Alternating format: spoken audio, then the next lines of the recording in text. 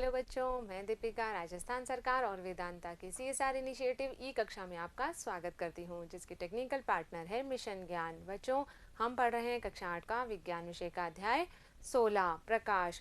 और इस भाग में हम पढ़ेंगे मानव नेत्र की संरचना के बारे में। मानव नेत्र किस प्रकार का बना हुआ होता है और किस तरह से हमें वस्तुएं दिखाई देती है। तो चलिए बच्चों, शुरू करते हैं।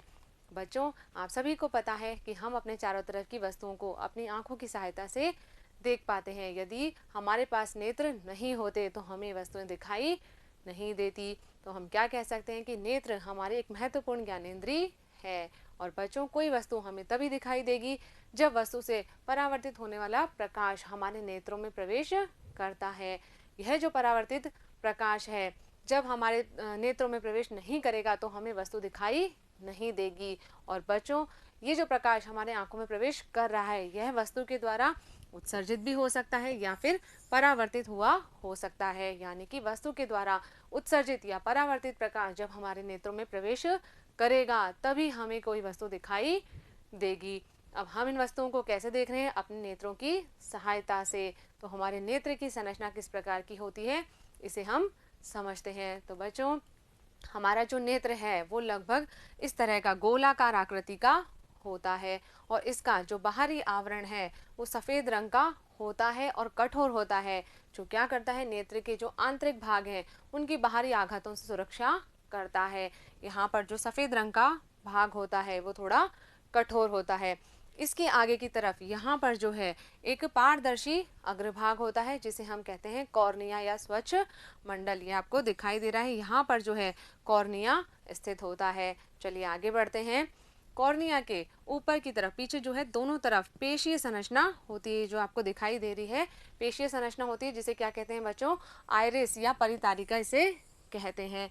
और ये जो आइरिस या परितारिका है ये दोनों तरफ होगी और ये क्या करती है, इनके बीच में एक छोटा छिद्र होता है जिसे हम कहते हैं बच्चों पुतली कहते हैं। छोटा द्वार होगा दोनों परितारिका के मध्य में। और परितारिका जो है इस पुतली के साइज को नियंत्रित करती है। जब प्रकाश की मात्रा कम या अधिक होती है तो परितारिका के द्वारा इस पुतली के साइज को नियंत्रित किया जाता है। और बच्चों, ये जो परितारिका है ये नेत्र को विशिष्ट रंग भी प्रदान करती है। आपने देखा होगा कुछ लोगों की आंखें नीली होती है, कुछ की भूरी होती है या काली होती है, तो वो किसके कारण होती है? इस परितारिका के रंग के कारण। ये परितारिका जो है वो ही नेत्र को विशिष्ट रंग प्रदान करती है। चलिए आगे बढ़ते हैं। आगे है बच्चों कि परितारिका जो है वो किस तरह से नेत्र में प्रकाश की मात्रा को नियंत्रित करती है। इसको समझने के लिए बच्चों हम एक क्रियाकलाप करेंगे। क्या करना है, हमें अपने दोस्त की आंख में थोड़ा सा झांक कर अच्छे से देख लेना है, उसकी पुतली के साइज को हमें नोट करना है। अब क्या करेंगे बच्चों, हम एक टॉर्च लेंगे और टॉर्च से उसकी आंख में हम प्रकाश डालेंगे। यहाँ पर बच्चों हमें सावधानी रखनी है कि जो हम टॉर्च ले रहे हैं वो लेजर टॉर्च नहीं होना चाहिए, नहीं तो क्या होगा कि जो हमारा मित्र है उसकी आंखों के रेटिना को क्षति पहुंच सकती। तो हमें यहाँ पर जो है साधारण टॉर्च ही लेना है। और प्रकाश जैसे हम डालेंगे तो फिर से हमें क्या करना है, उसकी आंखों की पुतली के साइज का अवलोकन हमें करना है। अब क्या करेंगे, हम टॉर्च को बंद कर देंगे और वापस से पुतली का साइज को हम अवलोकन करेंगे। और बच्चों, हम क्या पाएंगे कि हर स्थिति में क्या हो रहा है, यहाँ पर पुतली के साइज में परिवर्तन हो रहा है। अब इस आकार को कौन नियंत्रित करता है? इसे नियंत्रित करती है आइरिस यानी कि परितारिका। हमने पहले भी बात की कि जो परितारिका होगी ये इस पुतली के आकार को नियंत्रित करती है। जब क्या होगा बच्चों, प्रकाश हमारी आंखों में अधिक जाएगा तो क्या होगा, हमारी आंखें जो है थोड़ी बंद होने लगती है। यानी कि क्या होता है, उस समय प्रकाश यदि अधिक मात्रा में है तो पुतली का साइज जो है वो कम हो जाएगा। और यदि प्रकाश मंद है या धीमा है तो क्या होगा, पुतली का साइज बढ़ जाता है। तो क्या कहेंगे बच्चों हम कि यदि आंख में प्रवेश करने वाला प्रकाश कैसा है बच्चों, कम है, तो क्या होगा, पुतली अधिक फैलती है। क्यों फैल रही है?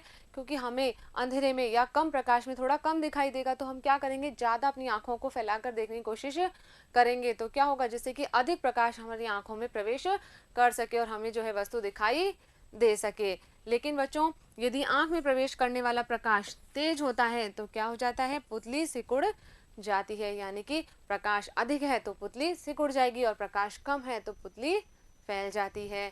चलिए बच्चों आगे बढ़ते हैं।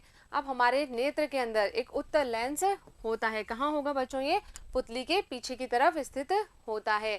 और ये लेंस क्या करेगा? हमारी आंख में जो प्रकाश किरणें प्रवेश कर रही है उन्हें एक परत पर फोकसित कर देगा। यह पटल क्या कहलाता है बच्चों?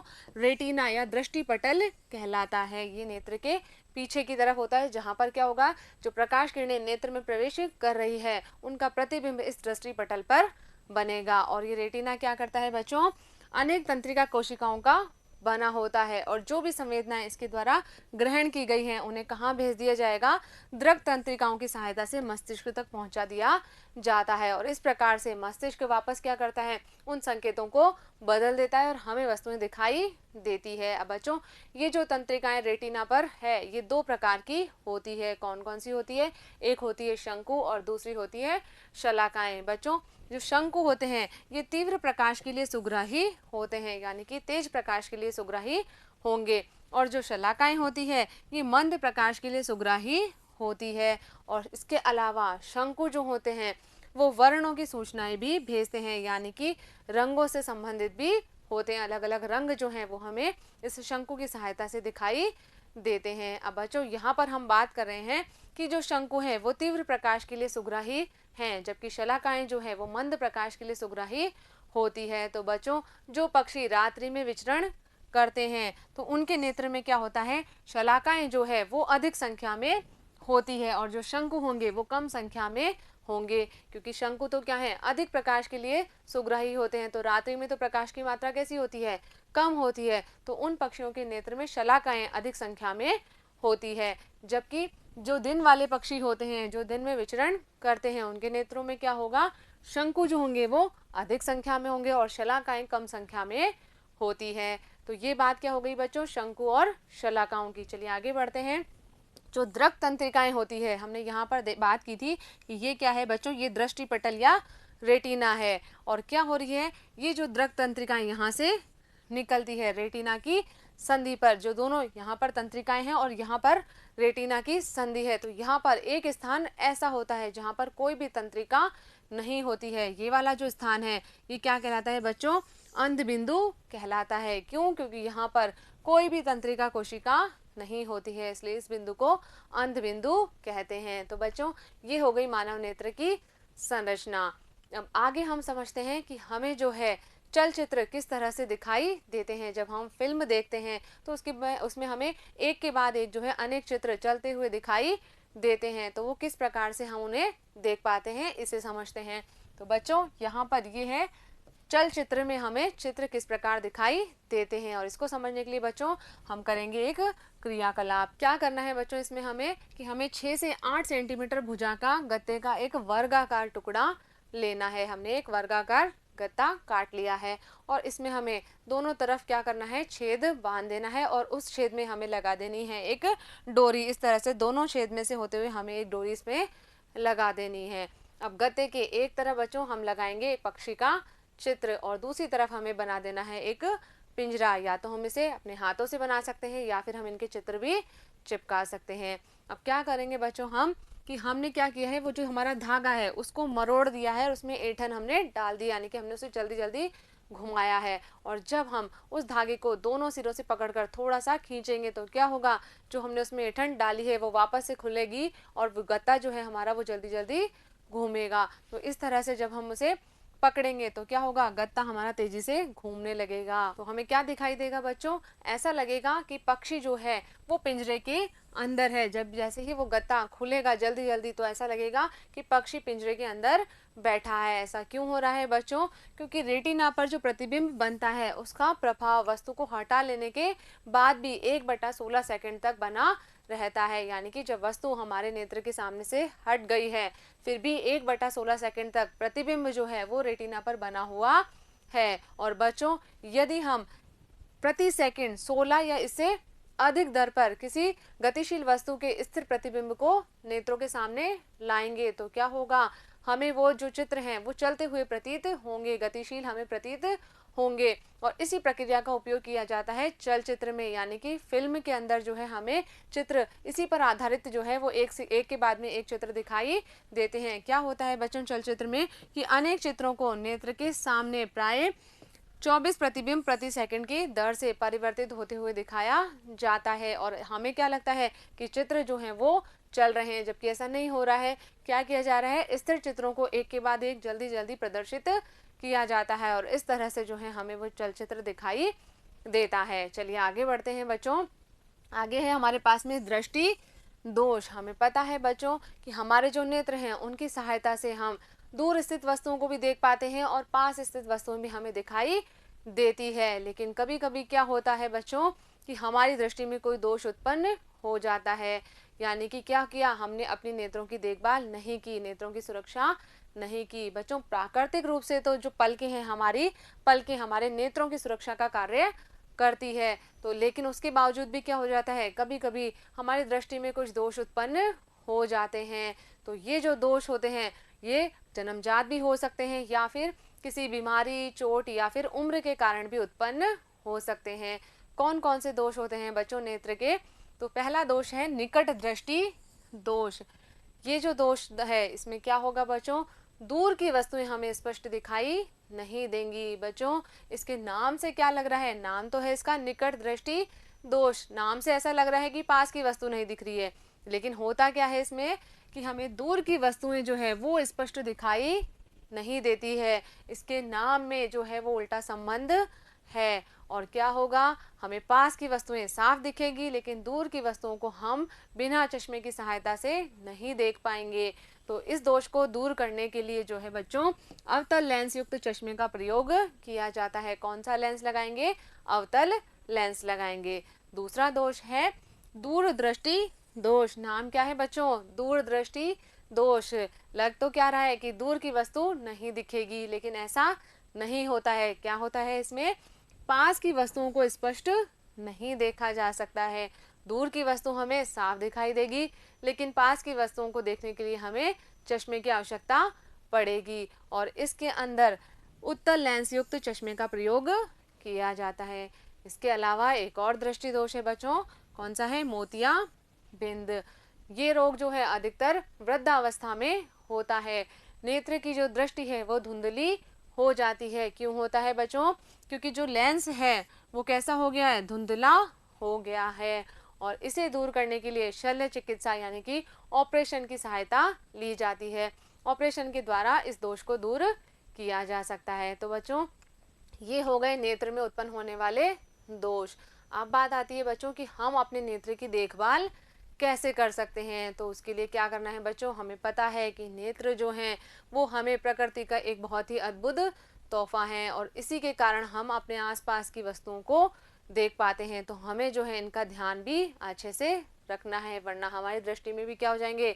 दोष उत्पन्न हो जाएंगे और हम वस्तुओं को स्पष्ट नहीं देख पाएंगे। तो बच्चों क्या करना है हमें कि यदि नेत्र संबंधी हमें कोई भी समस्या होती है तो क्या करेंगे? हम नेत्र विशेषज्ञ के पास में जाएंगे, उससे परामर्श करेंगे, और यदि उसने हमें परामर्श दिया है कि हमें क्या करना है, चश्मे का प्रयोग करना है, तो हमें जो है उचित चश्मे का उपयोग भी करना पड़ेगा। दूसरी बात है बच्चों कि हमें कभी भी जो है बहुत तेज प्रकाश की ओर या फिर बहुत धीमे प्रकाश में नहीं देखना चाहिए। बच्चों हमें पता है कि जो सूर्य का प्रकाश है या फिर लैंप का बहुत तेज प्रकाश है, या फिर हम कहें जो लेजर टॉर्च हैं, उनमें क्या हो रहा है? बहुत अधिक मात्रा में प्रकाश होता है, और यदि हम लगातार थोड़े समय के लिए इनकी तरफ देखेंगे तो क्या हो सकता है बच्चों? हमारा जो नेत्र का रेटिना है उसको क्षति पहुंच सकती है। यानी कि जो तेज प्रकाश है ये हमें क्या करेगा? नुकसान पहुंचाएगा, हमारे रेटिना को खराब कर सकता है। इसलिए हमें जो है इन प्रकाश स्रोतों को कभी भी सीधा नहीं देखना चाहिए, डायरेक्ट जो है हमें इन्हें देखने का प्रयास नहीं करना चाहिए। बच्चों सूर्य की तरफ भी हमें बहुत अधिक देर तक लगातार नहीं देखना चाहिए। आगे बढ़ते हैं बच्चों। आगे है कि हमारे नेत्रों को हमें कभी भी रगड़ना नहीं चाहिए। कभी कभी ऐसा होता है बच्चों, हमें लग रहा है कि हमारी आंख में कुछ चला गया है और हम उसे हाथ से बहुत देर तक रगड़कर साफ करने का प्रयास करते हैं, तो हमें ऐसा नहीं करना है। इससे क्या होता है? नेत्र को जो है नुकसान पहुंचता है। क्या करना है बच्चों हमें, यदि हमें ऐसा लग रहा है कि कोई धूल का कण हमारी आंख में गिर गया है तो हमें अपने नेत्र को स्वच्छ जल से धोना है, लेकिन उसे रगड़ना बिल्कुल भी नहीं है। और क्या करेंगे, जब भी हम पढ़ रहे हैं, कोई भी पठन सामग्री किताब पढ़ रहे हैं, अपना होमवर्क कर रहे हैं, तो क्या करना है बच्चों, हमें सदैव जो है दृष्टि की सामान्य दूरी पर उसे रखना है। अपनी किताब कॉपी जो है उसे हमें सामान्य दूरी यानी कि कौन सी उपयुक्त दूरी है, 25 सेंटीमीटर पर हमें उसे रखकर पढ़ना है। चाहे हम अखबार पढ़ रहे हो या कोई कॉमिक बुक पढ़ रहे हो या अपनी पाठ्य पुस्तक पढ़ रहे हो, हमें उसे 25 सेंटीमीटर दूरी से अधिक भी नहीं रखना है और उससे बिल्कुल कम भी नहीं रखना है।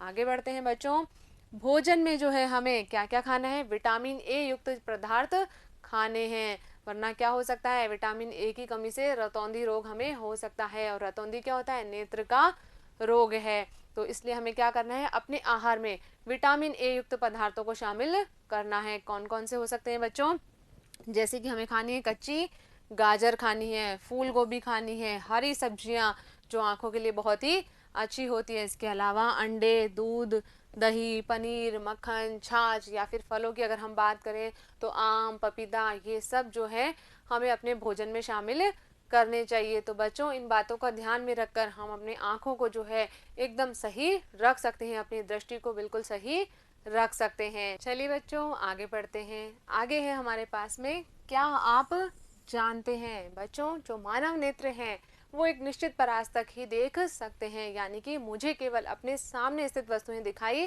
देती है, मेरे पीछे स्थित वस्तुओं को मैं नहीं देख पाती हूँ।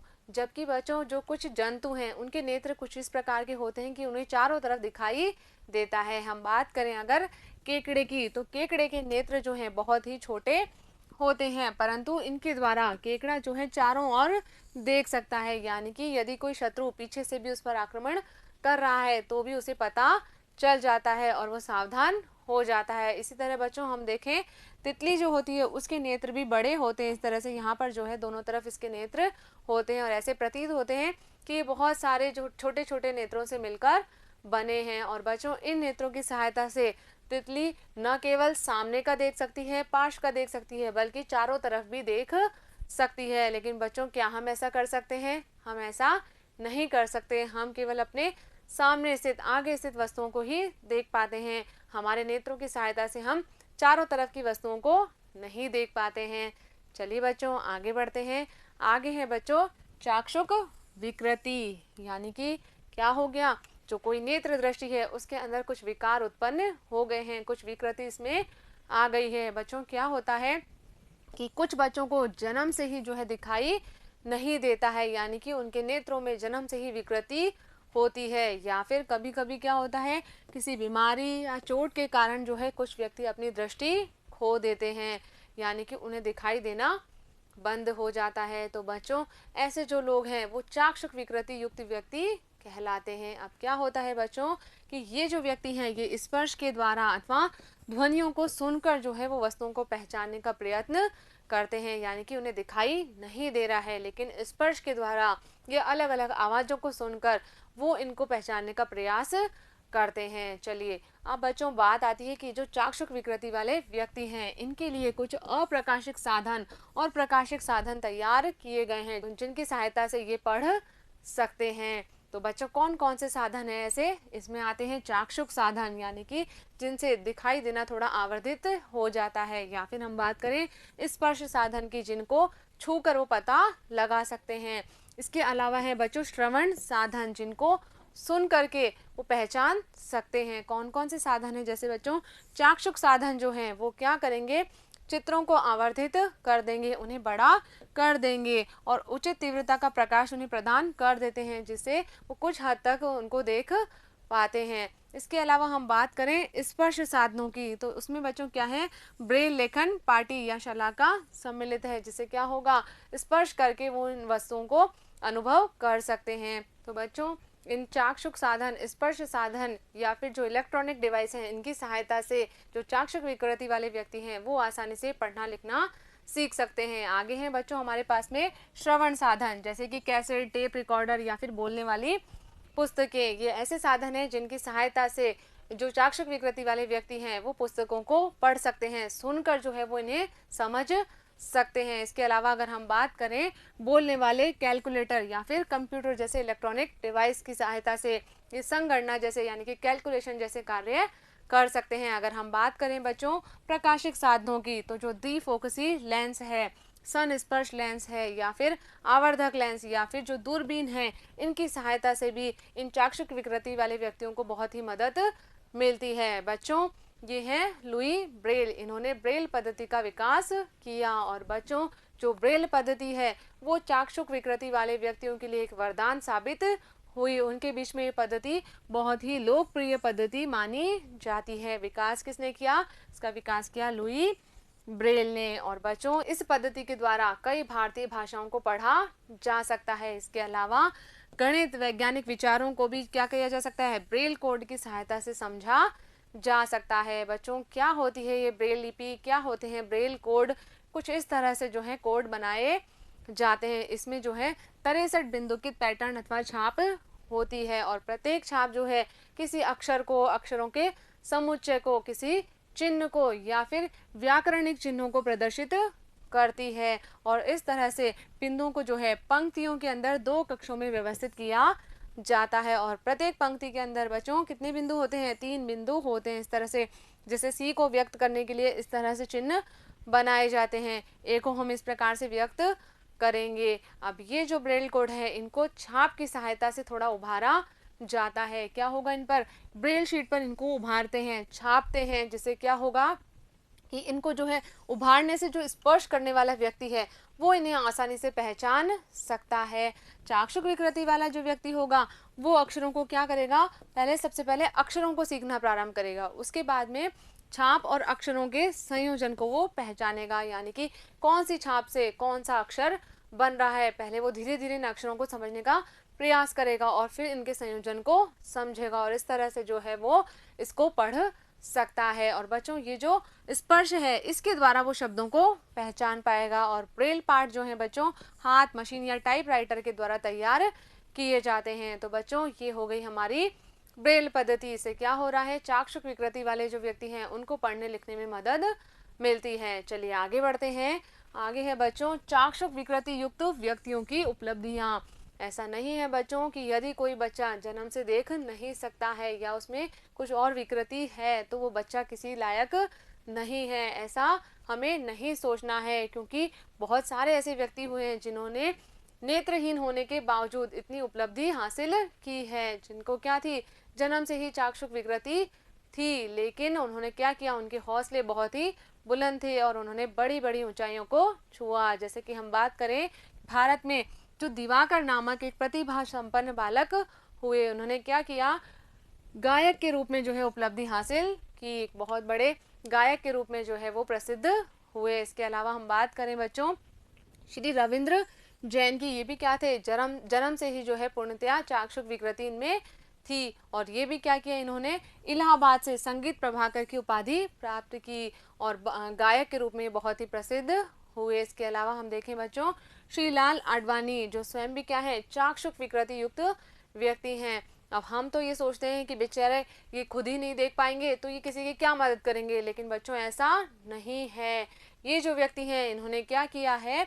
विकलांगों की पुनर्वास और विशिष्ट शिक्षा के लिए एक संस्था की स्थापना की है। स्वयं इन्होंने चाक्षुष विकृति होने के बावजूद जो है ये लोगों की मदद कर रहे हैं। इसके अलावा बच्चों हम बात करें अमेरिका की, हेलन ए केलर महिला हैं जो क्या है? चाक्षुष विकृति युक्त महिला हैं, लेकिन बच्चों ये एक प्रसिद्ध लेखिका हैं और एक प्राध्यापिका हैं और इन्होंने स्टोरी ऑफ माय लाइफ पुस्तक लिखी है। इसके अलावा बहुत सारी पुस्तकों का लेखन कार्य भी इन्होंने किया है। ये भी अमेरिका की प्रसिद्ध लेखिका हैं। तो बच्चों हम क्या कह सकते हैं कि भले ही इन व्यक्तियों में क्या है? चाक्षुष विकृति है, लेकिन इनके हौसले बहुत मजबूत हैं। इन्होंने अपनी प्रतिभा का लोहा मनवाया है। तो बच्चों यहाँ पर हमारा ये पाठ पूरा होता है और मुझे उम्मीद है कि हमने इस वीडियो में जो भी बातें की है वो आपने अच्छे से समझी होगी और अपनी कॉपी में नोट भी कर ली होगी। तो बच्चों मिलेंगे हम अगले वीडियो में इस पाठ के अभ्यास प्रश्नों के साथ। तब तक आप पढ़ते रहिए, आगे बढ़ते रहिए। धन्यवाद।